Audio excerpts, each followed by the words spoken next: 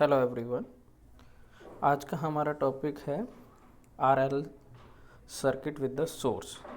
तो इसमें क्या होगा, सबसे पहले देखिए यहाँ पर t इक्वल टू 0 से पहले यह सर्किट आपका जो है इस पॉइंट पर आपका ओपन था, ठीक है।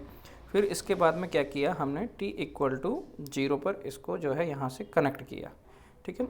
यहाँ पर क्या है, आपका R और L जो है आपका सीरीज में आपका कनेक्टेड है, ठीक है। तो इसमें हमको क्या करना है, इसमें करंट हमको कैलकुलेट जो है करना है कि भाई जैसे ही स्विच को अपना कनेक्ट करते हैं सर्किट में तो क्या कंडीशन रहती है। तो देखिए इसमें हमको करंट कैलकुलेट करने के लिए इसमें हम सबसे पहले अपना KVL अप्लाई करते हैं। तो KVL अगर हम अप्लाई करते हैं तो देखिए वोल्टेज इसके अक्रॉस यहाँ पर प्लस और यहाँ पर माइनस, तो ये V इक्वल टू, इसमें मान लेते हैं करंट अपना I फ्लो हो रहा है, ठीक है। तो I R वो इसके अक्रॉस वोल्टेज होगा V इक्वल टू IR, ठीक है। और इसी तरीके से आपका जो इंडक्टर है उसके अक्रॉस जो वोल्टेज होगा वो होगा आपका LdI/dt। तो देखिए यहाँ पर हमने KVL लगा करके और अपना इसमें जो है इसमें लूप में KVL लगा करके हमने कैलकुलेट किया, तो इक्वेशन आपकी इस तरीके से आपको ऑब्टेन हुई। तो इसको जब हम सिंप्लीफाई करते हैं तो ये हमारा एक डिफरेंशियल इक्वेशन बन जाता है जो कि है dI/dt plus R/L I equal to V/L। तो जो हमारा टोटल रेस्पॉन्स होगा वह हमारा होगा CF और PI होता है, यानी कि अपना ट्रांजिएंट रेस्पॉन्स और आपका स्टेडी स्टेट रेस्पॉन्स। तो ट्रांजिएंट रेस्पॉन्स अगर हम कैलकुलेट करेंगे तो इसके लिए हमारा क्या होगा, आपका dI/dt equal to R/L into I equal to 0 होगा, ठीक है। तो इसको अगर हम वापस सॉल्व करेंगे तो ये हमारा ट्रांजिएंट रेस्पॉन्स होगा IT equal to A into e की power minus R/L into T होगा। अब देखिए यहाँ पे हमको A जो है कोफिशिएंट होता है, इसकी वैल्यू हम इनिशियल और फाइनल कंडीशन से हम निकाल सकते हैं, ठीक है।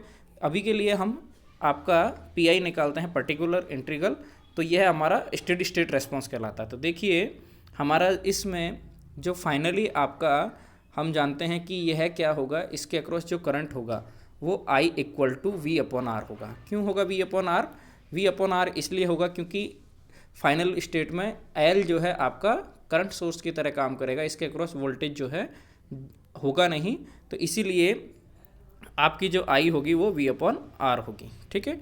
तो जो फाइनल रेस्पॉन्स है वह क्या होगा, A इंटू ई की power minus RL upon T plus PI की वैल्यू क्या है अपनी V/R, यहाँ पर हमने प्लेस कर दी।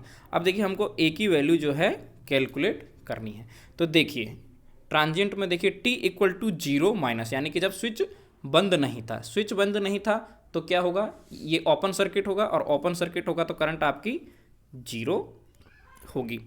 और जैसे ही t इक्वल टू 0 प्लस होगा तो भी आपकी करंट जो है 0 होगी। क्यों होगी? क्योंकि इंडक्टर जो है आपका सडन चेंज इन करंट को अपोज करता है। तो इसलिए अब हम रखते हैं फाइनल, इसमें जो करंट होगी वो आपकी 0, टाइम t इक्वल टू 0 पर ले रहे हैं तो ये वैल्यू जो है इसमें रखेंगे तो इसकी वैल्यू 1 हो जाएगी, तो A इंटू 1 और ये V/R, तो A की वैल्यू क्या हो जाएगी आपकी माइनस V/R। तो इसको हमको किस में पुट करना है, इस इक्वेशन में हमको पुट करना है।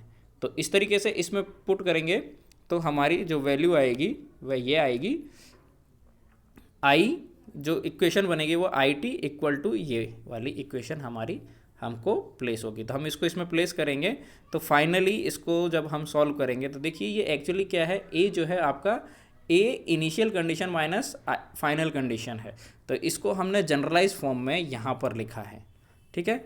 तो ये हमने इसको जनरलाइज फॉर्म में लिखा है, इसको हम V/R भी लिख सकते हैं, ठीक है। ये जो I0 माइनस I0 ये लिखा है इसको हम V/R भी लिख सकते हैं। तो इसको अगर हमारा IT है तो यह होगा और अगर FT कोई फंक्शन है तो यह होगा।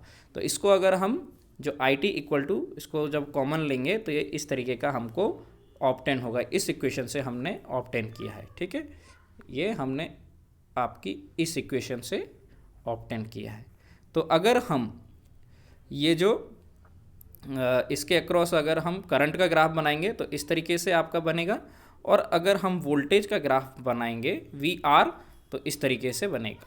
ठीक है, तो ये हुआ हमारा जो है ट्रांजिट रेस्पॉन्स फॉर आपका आर एल सर्किट। अब हम बात करते हैं हमारे आर सी सर्किट की। तो आर सी सर्किट भी सेम ही रहेगा, बस सी की जगह एल की जगह जो है हमारा सी यहाँ पर प्लेस हो गया है। देखिए ये यहाँ पर सी प्लेस हुआ है, तो वही सेम प्रोसीजर सेम ही रहेगा।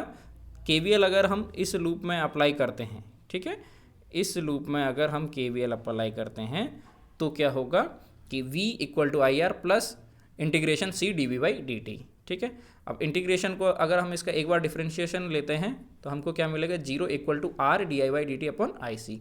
तो देखिए ये भी इक्वेशन बन गई। अब इसको भी हमको सी एफ पी आई से सॉल्व करना है, किसी भी मेथड से सॉल्व कर सकते हैं हम, लेकिन हम इसको C F P I method से सॉल्व कर रहे हैं। तो इसमें देखिए आपका पी आई तो हो जो 0 आएगा, तो इसलिए हम सी एफ निकालते हैं तो आई टी इक्वल टू ये हमारा निकलेगा। पी आई क्या होगा, स्टेडी स्टेट रेस्पॉन्स कहलाता है, और सी एफ क्या होता है, ट्रांजिट रेस्पॉन्स या इनिशियल रेस्पॉन्स कहलाता है। ठीक है, तो इसको for D C source under steady state condition capacitor behave as a open circuit. जैसे ही अब देखिए क्या होगा, जैसे ही हम इसको यहाँ पर लगाएंगे तो जो कैपेसिटर है उसके अक्रॉस जो है वोल्टेज, आप ये क्या होता है, इसकी भी ये खास बात होती है कि ये जो है अपने अक्रॉस वोल्टेज चेंज को जो है अपोज करता है। ठीक है, बिहेव एज ए ओपन, ये इसको अपोज करेगा। तो इस तरीके से क्या होगा कि आपका इनिशियल कंडीशंस पे भी आपका V C I equal to 0 होगा, और